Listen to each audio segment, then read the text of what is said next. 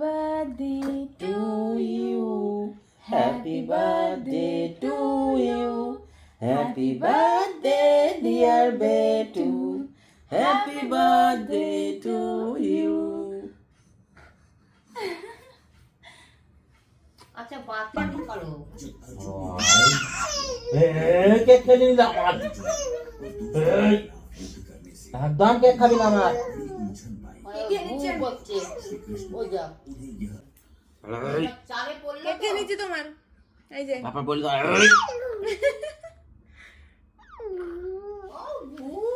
কেকটাই দেখছো কেক খেয়ে নিচ্ছি আমি ওই তো বোঝা যাচ্ছে না যে ও কেকটা দেখছে